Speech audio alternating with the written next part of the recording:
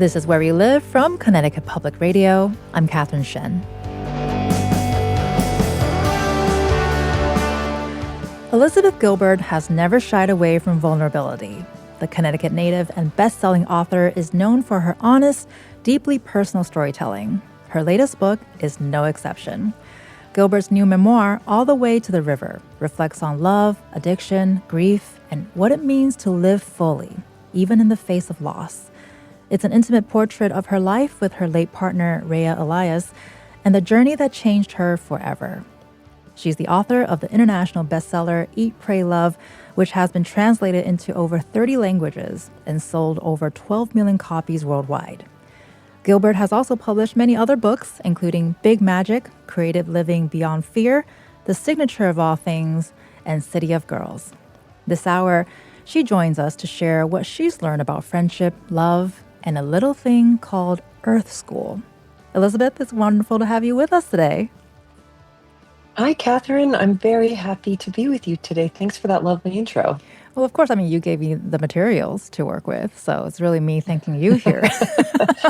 Well, then you're welcome. And we appreciate that. And so, your memoir, very highly anticipated, All the Way to the River. It was released only a couple days ago.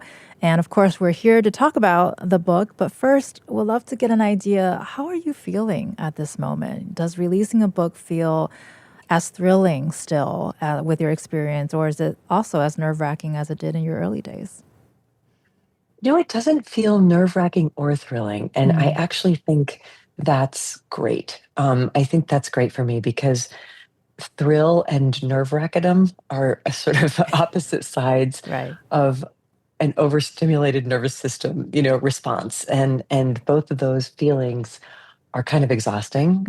It's exhausting to be thrilled and excited, and it's exhausting to be stressed and nervous. And I actually feel really calm about it, and that is pretty wild to me because the book relays some stuff that is the farthest thing in the world from calm and peaceful. And the writing of the book was difficult and challenging. Like the living of the story and the writing of the story were difficult and challenging with a lot of emotional highs and lows. But once the book is finished, there's a sense I have, which is just like, well, my work's done, Right. and now I get to just walk around talking about a thing, which is a lot easier than living through it or writing about it. So I'm feeling gratefully peaceful as of this moment. Well, I can certainly feel that Zen state, which I'm excited to be in that state of mind to get into your book.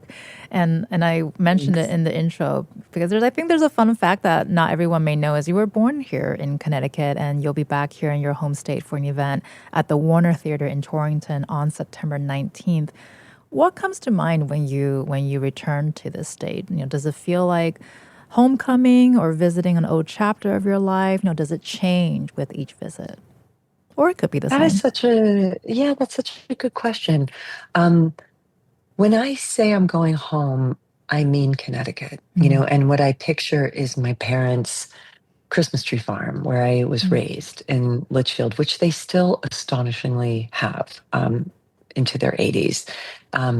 My parents are in so many ways the opposite of me.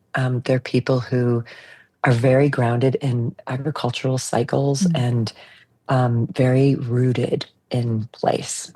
They've lived in that house, if I can do the math, I think it's been 51 years at this point.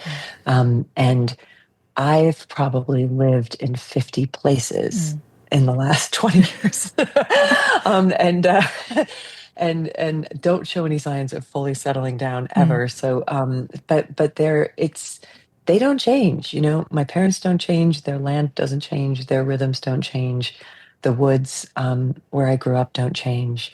There's a smell to the Northwestern Connecticut pine forests that is what is like kind of my Proust's Madeleine. It's like, oh, there's that smell of sort of ferns and moss and pine. It's so familiar to me. So there's a level at which I feel like nothing here has changed. I change all the time because I seem to be a really mutable person, but I kind of like that nothing here changes. Well, I love that you mentioned Proust because his focus is on so much remembrance and so much of the past, which is what we're here to talk about today. But it's also so much into the future. There's a lot of, I think there's a lot of hope, actually. I think the way your storytelling, at least that's what I got out from it. Good, And yay! We're pro hope. we are Thanks. pro hope. We are pro hope, and I mean it's always a good thing, I think, to have. And whether you're thinking about the past or going into the future, and with your speaking of roots and talking about your family hasn't changed much, but you lived in so many different places. I have a very similar experience as well. This is probably Connecticut's probably my 15th place, I think, that Mm. I've lived in. And I think about that. I think about locations a lot and how different places impact me throughout my life, both personally and professionally. Do you think your Connecticut roots factor into your writing in any way? Yeah, I mean, it's less. Well, actually, what I'm feeling right now is that, like, classical New England culture is about not change, and a sort of steadfastness. And but where I feel that it plays into my writing is less so necessarily. You know what? Let me amend that. Um, my mother trained me. That was what she felt that her role was. I hope I'm not speaking out of turn when I speak for her, but I think she would agree with this. That her role was to train her child Mm, to be able to function in a world that is very chaotic. And so she taught me immense discipline. And growing up on a farm taught me immense discipline and a sense of responsibility. If anything, maybe I feel too much responsibility often, mm, but I'm grateful for it because it gives me the discipline to be able to write, and that requires farmers' hours mm, essentially, and farmers' discipline. Like, nothing's this isn't going to happen unless you do it, and you have to get up. Like, I'm trained to get up early in the morning and mm, to work hard like that. And even though I don't work hard the same way that my parents work hard physically and in an agricultural setting, growing up with that background made me amply prepared for the life of an artist, mm. because my parents are independent farmers. They worked for themselves, and so do artists. You work for yourself, and so whatever it is that you're creating, no one's going to show up at the office if you don't show up at the office. Right, Like, you are the office. right. No one's going to create that art And for you. nope, it has to get done. Like the goats aren't going to get milked unless you get up at Mm, 5 o'clock in the morning and milk them. Like the chickens have to be taken care of. Like the vegetables have to be taken care of. And also, my parents are both makers. Like, they're really resourceful, and they make everything that they use. And my mom sewed all of our clothing when we were growing up, mm, and they did all the renovations on their own house. And my dad makes his own tools. And so I think that growing up in an ethic where we were very much anchored in, you do this yourself, you do it well, you do it responsibly, nobody else is going to do it for you, and don't ever work for anybody. I mm. mean, I think that's also an ethic that I really grew up with, was like, how insufferable it is to work for other people. And if you don't Right, want to work for other people, you have to work extra hard, right. because it means that you have to find ways to generate, something in the world that you make. And that's what they did very comfortably. And I grew up watching that. And I think it gave me an immense amount of permission so that I never felt anxious or nervous about trying to be a writer, because I had seen people who did their own thing, Mm, and who made their own rules. And that was really empowering, I think. And I think that does have something to do with the land where they lived, because it wasn't easy land. Northwestern Connecticut is hilly and rocky, mm. and if you want to pull something out of that land, and there's frosts in June, like, if you're a Right. farmer in that land, like you have to make it work. So yeah, I think I am formed by that Well, very much. well, I think it's an amazing. I mean, I think it's amazing to hear you describe that because it's a lot of structure and discipline. Yeah. But you and your parents, you were all producing in different ways of creativity. Your parents did the farmland, you milked the goats, you make your own clothes, and you created novels, you created storytelling.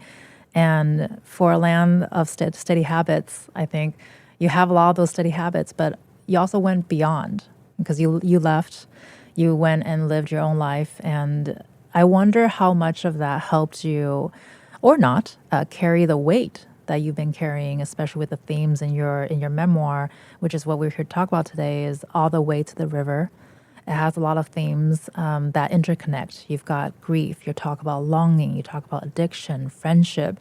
How would you describe this book to someone who hasn't had a chance to pick it up yet? I would say that it's a forensic exploration of a love story that started as a friendship.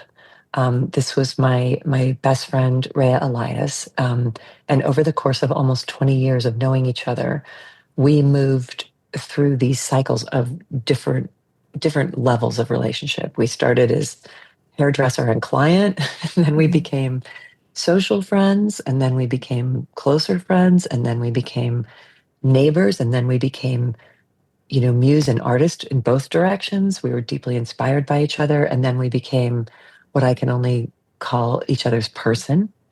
And then only very late at the very end of the game, a year and a half before she died, she was diagnosed with terminal pancreatic and liver cancer. And it was the shock of that terminal cancer diagnosis that propelled us to become lovers. And then even within that very short amount of time, we had this huge range of relationship that we were delighted to be with each other. And so that even as she was dying, we were so happy and we were so in love. And then Rhea had been was a heroin addict, recovered heroin and cocaine addict who had spent many years off of drugs. But when the pain and the fear of cancer caught up with her, she returned to that in a big way. She had a major, major relapse into extreme active drug addiction. And I was an unhealed codependent enabler who also went to the lowest and most degraded version of myself at the end of her life, turning into somebody who was allowing myself to be treated abusively and who was allowing her to treat herself abusively and who was paying for all the drugs. Mm-hmm. Like we soared to the highest heights and we sank to the lowest lows. And then she died, and I was left as somebody who really likes to sort of figure out what the narrative of something is and who spends her life in exploration. I was left with just this sort of infinite question, like, what happened? Like, how did, I almost felt concussed by the time she died because we had had such an intense relationship. And no one would have thought that was coming when we first met. Um, and so the book is an effort for me to using all of the analytical power that I possess and the spiritual perspective that I live in to try to figure out what indeed happened. How did these two people get so far off the rails? And I do think that what makes it, I think, something that people will relate to is I have not I have not witnessed any evidence to support the fact that you are allowed to go through your entire life without enormous crises, and without sort of feeling like the bottom has fallen out of your world, whether it was something you did or something that was done to you. And I think all of us, I think it's actually a rite of human passage that all of us will find ourselves in situations where we're just standing there staggered saying, what just happened? I don't understand how this occurred. How did I get here? And so the book is sort of like slowing down that story beat by beat in order to, again, forensically is the word I would use, figure out what indeed happened to the best of my capacity to understand it. Well, and I wonder if a lot of us sit down to write our own memoirs, that will be the title. What just happened? What happened? And then So she could, yeah. I've often joked that I think by the age of 40, all of us could write a book called Not Exactly What I Had Planned. I know. It's so funny because I had a conversation. I'll never forget this conversation because I was in my early 30s and my friend was in her mid to late 20s when we talked about this, where she had this grand plan. She was in grad school. She was gonna do this and at a certain age, and when she gets to this age, she's gonna do that and this. And I didn't. I hope I softened it a little bit, but I did say, girl, I don't know if you're going to do that because now that Yeah. you've said it, it might not happen. So Right. I've had so many plans in my life that also kind of got derailed, but in the best way possible. And I don't think I would have changed any of it just because you can only plan so far, right? And so I think my memoir would be what just happened part probably 365 because there's going to be a lot of people before me that's going to be writing that and many, many people after me that will continue that Agreed. inheritance. And so, I'm curious to hear when you sat down to write this memoir, whenever you decided to do that, where were you in your grieving process? And what questions, or did you have any questions that you were hoping to answer for yourself when you're Mm, writing about her? That's a great, great question. Where was I? I was out of the cauldron of grief, and anybody who's in grief knows what I mean by that. Like I was out of the boiling water of grief. And I had done a lot of work on myself to help myself. I was 5 years into a recovery program for addiction and 12-step recovery, which itself is such a journey of healing. And also, if there's anything the 12 steps do, is that it makes you answer the question, what happened? Mm, And what is my role? Like, mm-hmm, what happened and what is my role in this? And how do I recover? So I had done a lot of that work. I believe it was my beloved friend Cheryl Strayed who said that it's best to write from your healed scars, not from your open wounds. mm, But during the time of a lot of those open wounds, I was also writing. I actually wrote a version of this book. I think of it as like the ancestor of this book. Only a year after Rayya died, I wrote a 90-page novella that was a fictional account of some of the things that happened in that book that I wrote sort of as a ghost story because there was an emotional feeling I was trying to get to. Um, and I gave that book to my literary agent and I said, don't ever show this to anybody. But I want you to have this, just here, I wrote this thing, but I don't want anyone to see it. And she was like, mm, okay. And then I wrote another version of this book a few years later that was prayers and poetry, some of which ended up in this book. mm, And actually some pieces of that novella, some of the writing in there ended up in this book too. It's like I chopped it up and used it for parts when it was time to write this book. But that book was much more emotionally honest, but it still was evading. I felt like I was writing around the story mm, and I was writing about, it was like I was trying to figure out if there was a way to write about the feelings of this story without telling what happened. And I kind of did it, but I felt that it was a little bit emotionally dishonest. And so it was 2 years ago. No, 2 years ago. Yeah, 2 years ago. It was 2 years ago that I finally felt that I had the mandate and I had the courage to sit down and directly say what occurred, not just what it felt like, but what happened. And um, I think that the question I was trying to answer, one of the questions I was trying to answer was who was Rayya? Because the paradoxes that she contained, this was the person who I knew when she was in her sobriety and when she was in sanity and when she was working a program of recovery as an addict in recovery. She was the most grounded person I had ever met. She was the most intensely anchored, foundationally reassuring, safe, honest, and stabilizing presence that I had ever encountered. That's why I fell in love with her. Um, and when the wheels came off and she returned to that more degraded version of herself, she was kind of a monster. mm, And so I had been left with this really, really destabilizing set of questions like, this is the person I thought I knew the best in the entire world. And now I don't know whether I knew that person at all. And the answer to the question, was Rayya the safest, most grounded, most honest, person who possessed the most integrity of anybody I ever met, or was she a degraded vampire of a drug addict who used and abused everyone she met? The answer was yes. And that's a really complicated thing for a human being to hold because, like many people, I prefer a simpler answer. Sure. And I prefer people to be simpler than they are, and we aren't. And I also found in the writing of that book my own darkness, and my own unhealed wounds that caused me to behave in ways that were very far from my integrity. And anybody who's ever dealt with an addict or been an addict, which is all of us, like I don't think there's any of us who are going to go through this world without either dealing with an addict or being one. Um, we know that that's the big mystery. It's like, how can somebody become such a different version of themselves when this substance or behavior is introduced into their system? And it's devastating. It's why the big book of Alcoholics Anonymous calls the disease of alcoholism, and I would extend that to all addictions, heartbreaking.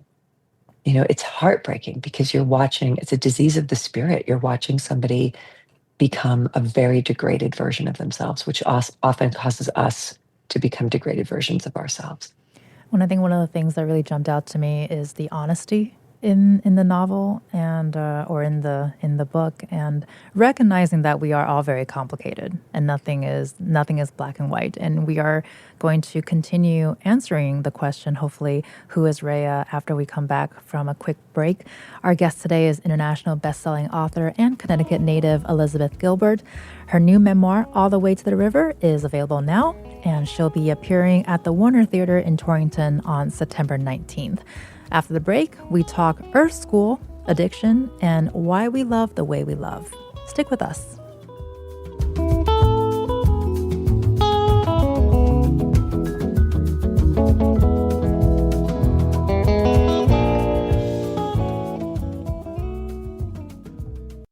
This is Where We Live from Connecticut Public Radio. I'm Catherine Shen. Best-selling author Elizabeth Gilbert's memoir, All the Way to the River, chronicles her profound relationship with late partner Rayya Elias.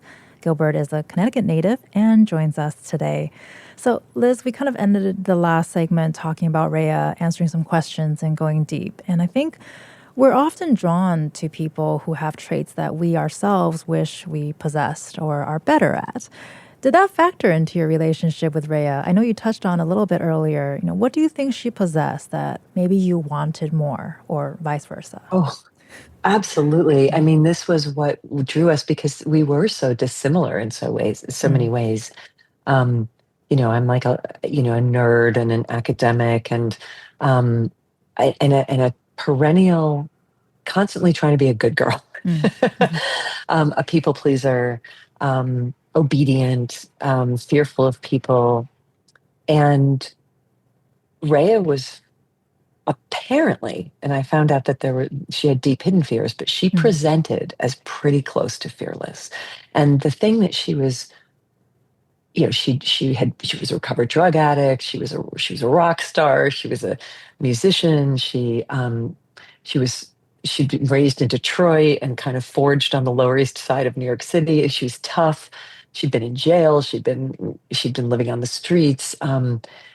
And she was a survivor. And where her fearlessness, and I actually think this part was genuine in her, she was absolutely unafraid to sail her ship straight into the teeth of any conflict with a person.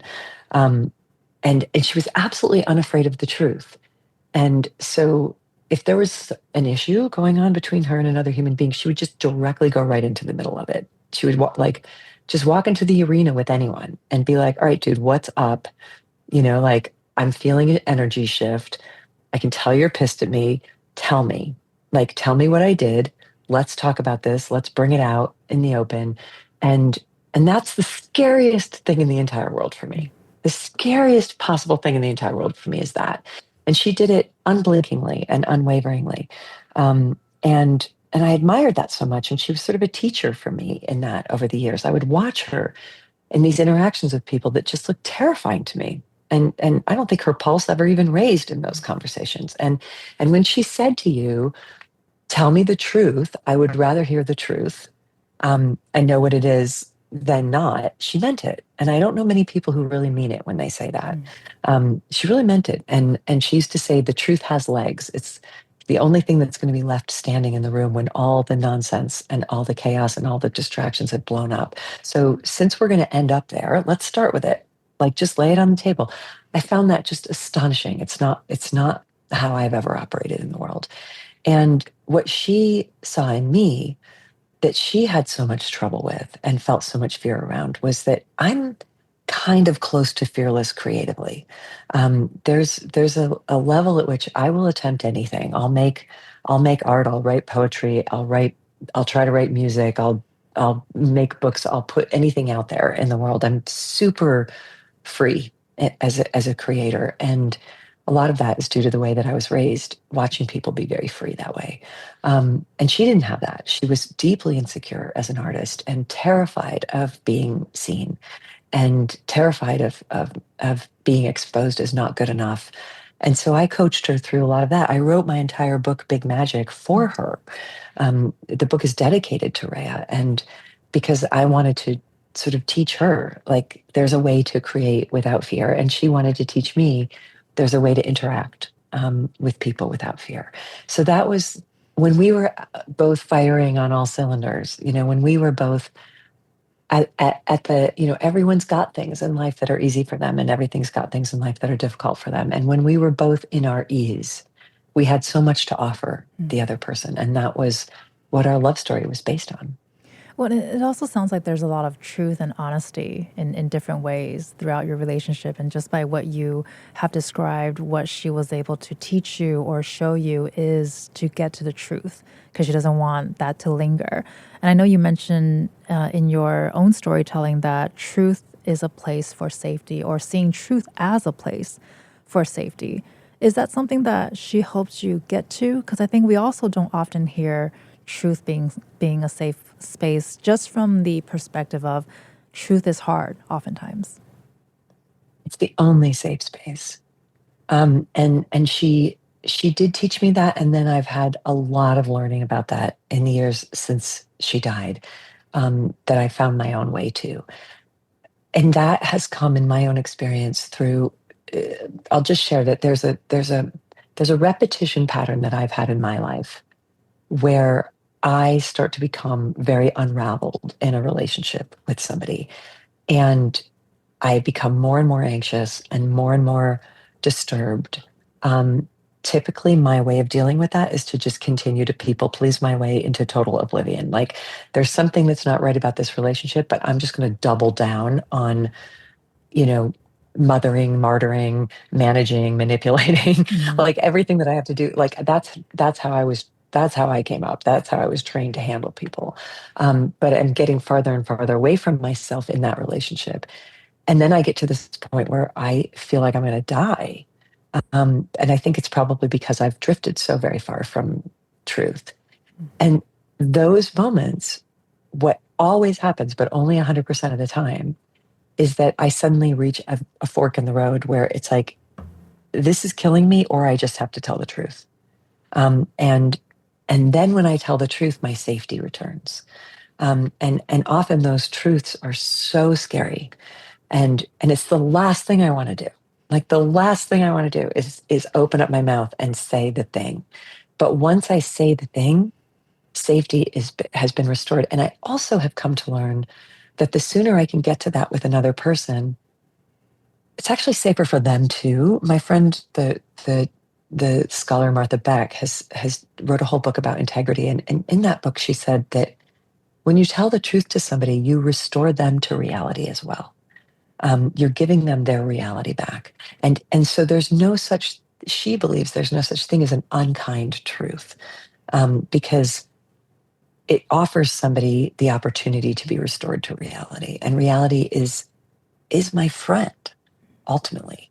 It doesn't always feel like it, but when I land there, it's like, oh, right, now I'm safe. And now I'm home. We're in reality. We're in truth. Well, I think being truthful can be difficult, let's say between two friends, and it's not an easy thing to open up to somebody, right? I think we can all appreciate that. And you've done the scary thing where not only have you opened up to your close friend, your lover, your community, you've also publicly shared that you're in recovery from many things, from sex and love addiction as well. And in this memoir specifically, you write that sex and love addictions are more common than we may think and very rarely acknowledged, especially among women. Why do you think that is?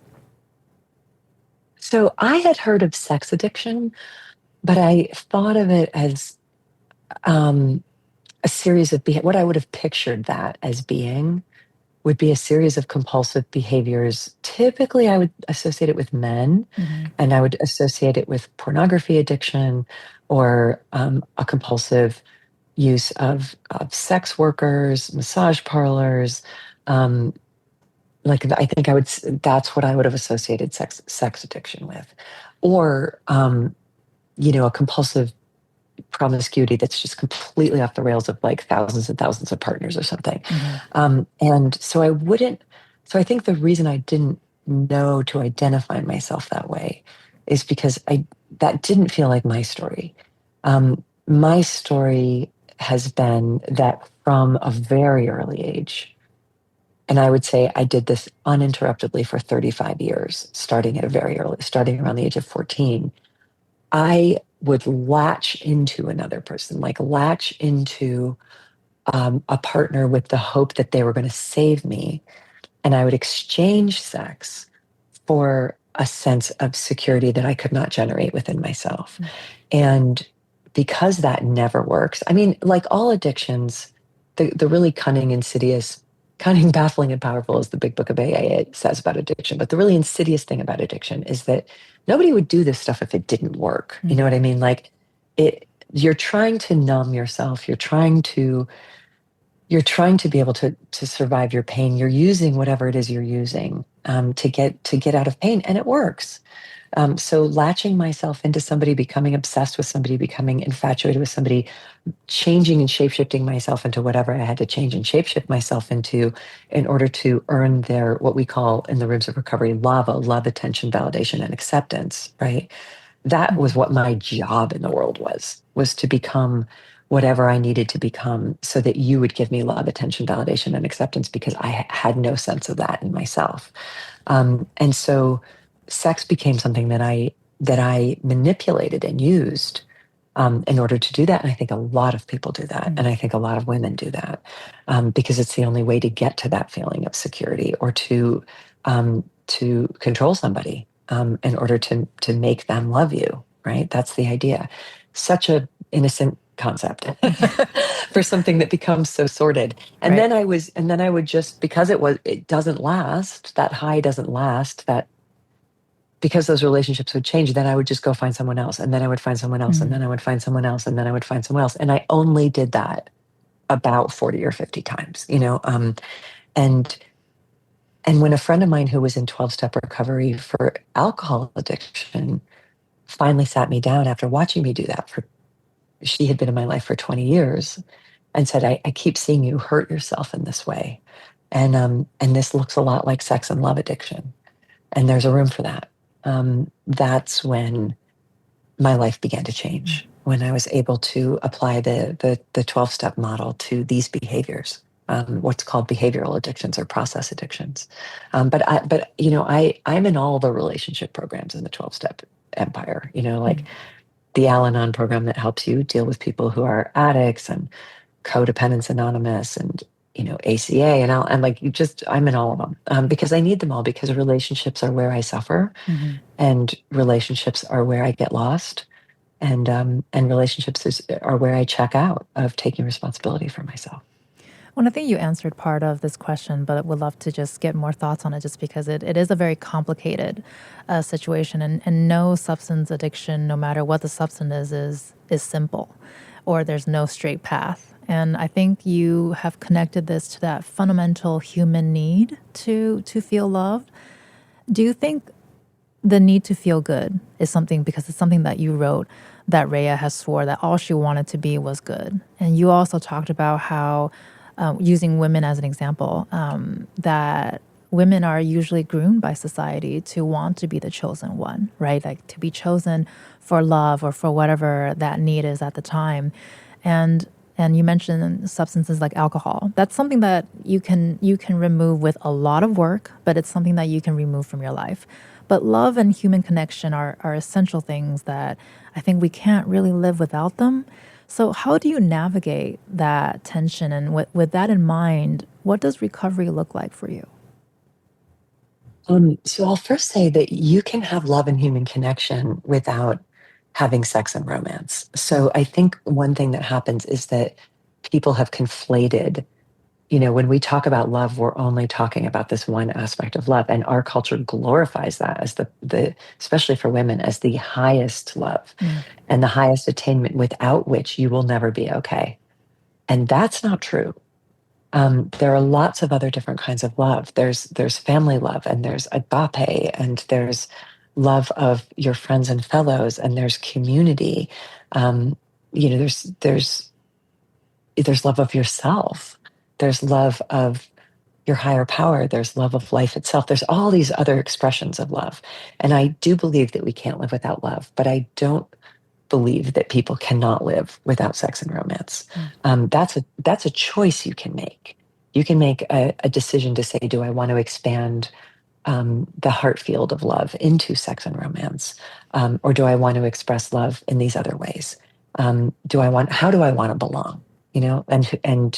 And who do I want to connect myself with? I had a friend who was a monk, a Buddhist monk, who somebody asked her once about, what do you think about sex? And she said, well, first of all, you're talking to a celibate. Right. So I might not really be the person. All you have to do is look to people who have chosen lives of Right. devotional celibacy to see that, like, of course, you can live a life of enormous fulfillment without this ingredient, right? And she said, the one thing I've noticed about sex is that you leave a part of yourself with that person, and that person leaves a part of themselves with you. And so just be really mindful about who you want to be doing that with.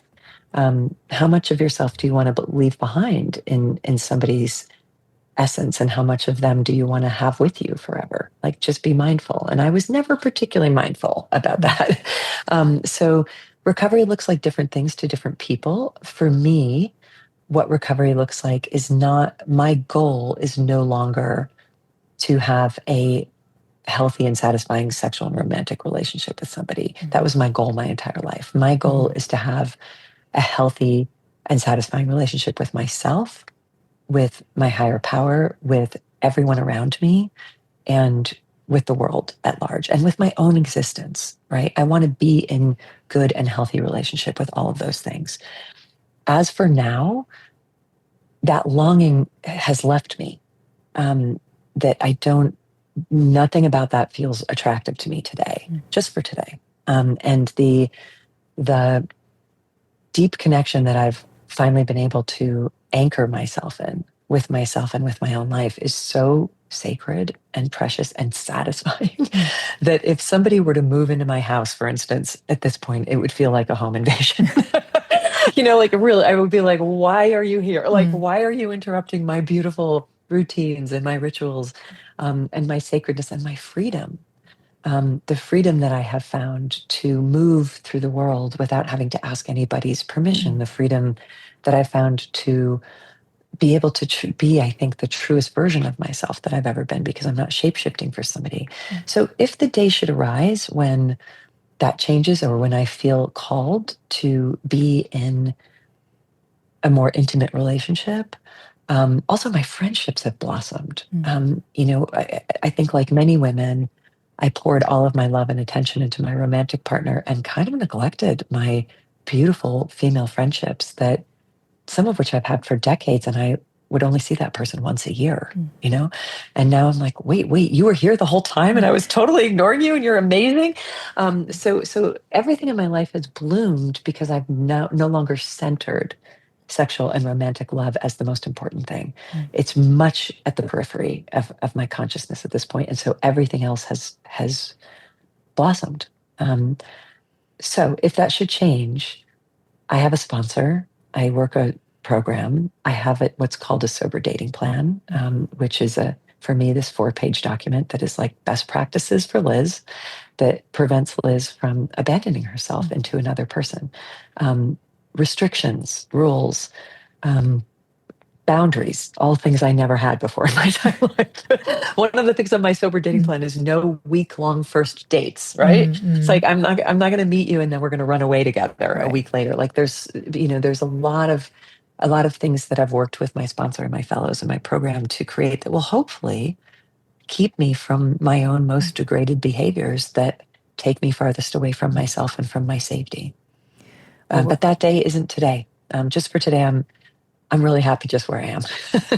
Well, and just for today, we're very happy that you're here with us and you're happy where you are today. And you've been listening to best-selling author Elizabeth Gilbert. Her memoir, All the Way to the River, was released on September 9th.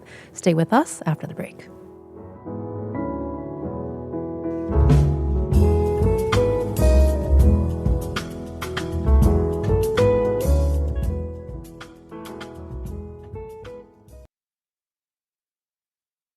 This is Where We Live from Connecticut Public Radio. I'm Catherine Shen.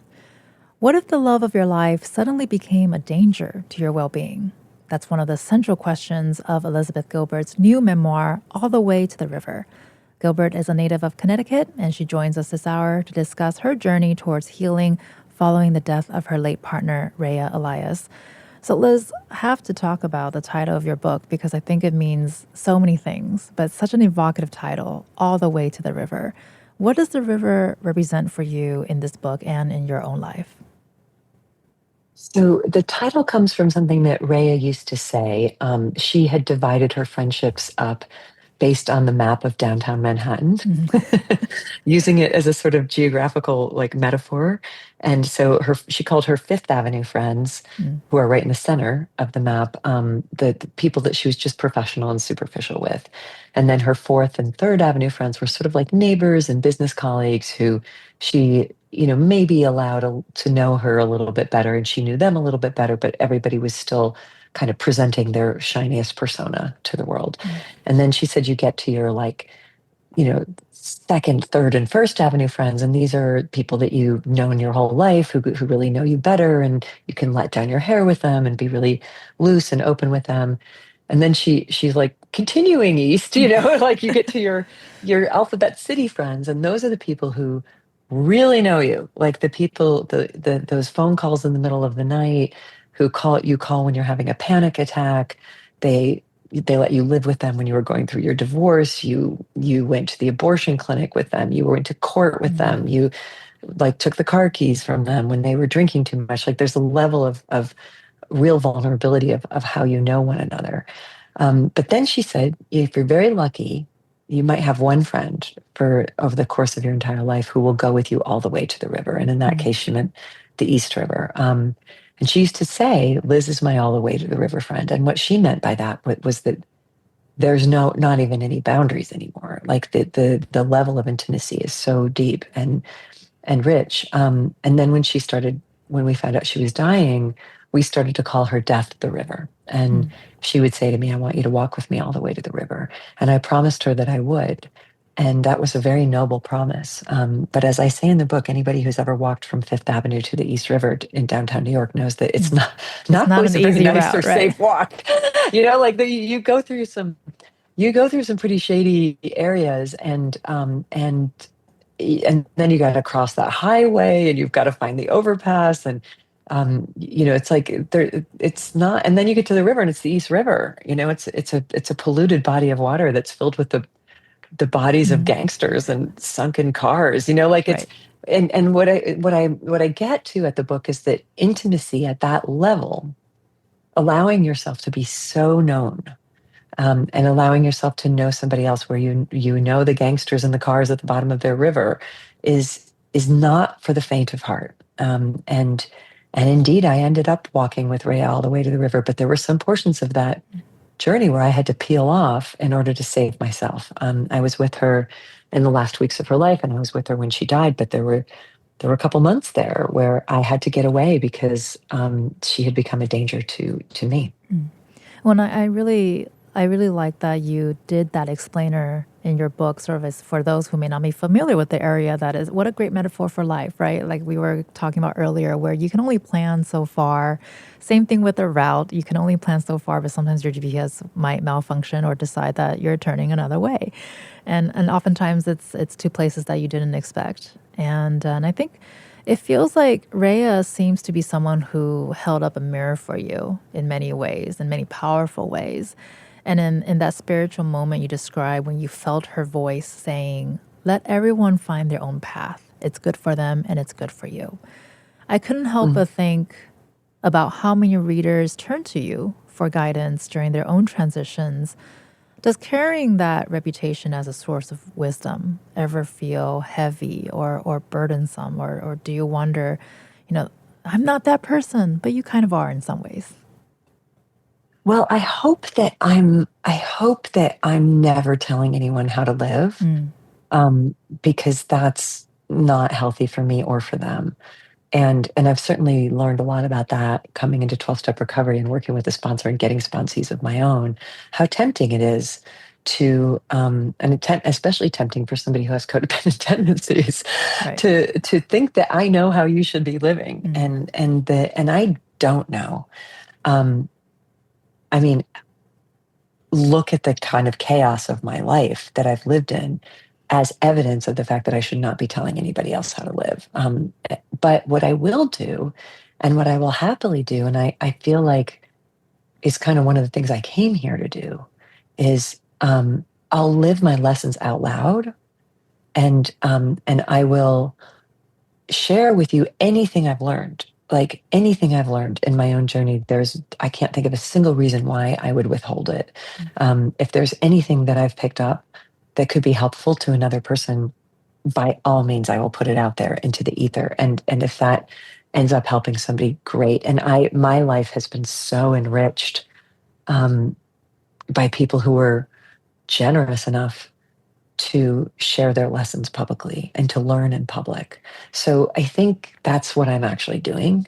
Um, I don't feel I don't feel like I've got this mantle of responsibility on my shoulders that I've got to save everybody. hmm But I'll definitely tell you what I'm doing to save myself, and I'll share that. And I mean, in many ways with this book, look, I don't think that this is a how-to book. I've written a how-to book. hmm Like I feel like my book Big Magic was in many ways like a straight up self-help book, hmm in terms of like, hey, I'm going to teach you a different way to be, and I'm going to because it's all about how I view creativity, but this is not a how-to book. If anything, this is a how not to book. And but that's also valuable, I think, because I think people will see their own humanity reflected in ours, I hope.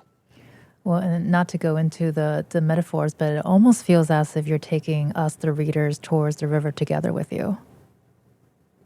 I think so. And I also think um, there's a there's a Zen saying that says you can't lead anybody up a mountain you haven't climbed. And and so again, going back to this idea of writing from a place of healed scars rather than open wounds, um, what I'm hoping that I'm showing in this book is like how I got out of this, like how I got out of this hellscape that I got myself into. Um, and but I could only write about that from the other side of the hellscape. Like what I would have no wisdom or guidance Mm-hmm. from within the hellscape. You Mm-hmm. can't. You're like the definition of the hell realm is that you're lost in there, and you can't get yourself free, much less help anybody else get free. But the thing that I think is so beautiful about the 12-step tradition is that somebody works these 12 steps, finds recovery, and then takes another person through. It's like instead of just, and that's also how the person in recovery stays well, is you can only stay well by taking another person through and by continuing to show up in service. That's part of how you stay sober. So there's this beautiful legacy of each one help one, each one reach one. So and that makes everybody well. I mean, we're here to evolve, so we're here to help each other. Well, I want to thank you for meeting us here today. And the last question we have for you is you'll be back in Connecticut speaking at the Warner Theater in Torrington on September 19th. What can people look forward to that event? Oh, it's going to be really intimate. I mean, this is like my parents are going to be in the audience and people who Mm, I went to school with and teachers that I had and neighbors. Like I've never spoken at the Warner before, and the mm, Warner is my hometown theater. I took gymnastics classes in Torrington growing up and amazing. used to go to like Twin Colonies Diner after the prom. Like this is, Mm, and I've never come back to this mm, region yet. At this level, I spoke in New Haven and Hartford once, but like never specifically mm, like where I'm from. So I think there'll be a level of intimacy that will be sort of deeper and richer than some of my other events this year. And I'll be talking about the creative process of writing this book. That what it took to create this, to move out of, to create my way out of the hellscape and back into a more anchored version of myself. And yeah, I think it'll be lovely. And taking questions from the audience, which is my favorite thing because, as you know, I find this relaxing. And that is the first. You've been listening to best-selling author Elizabeth Gilbert, whose most recent work, a memoir called All the Way to the River, is available now. You can learn more about her talk on September 19th at the Warner Theater in Torrington here at the Connecticut Forum or at the ConnecticutForum.org. Liz, it was so wonderful talking with you today. Thank you so much for spending time with us.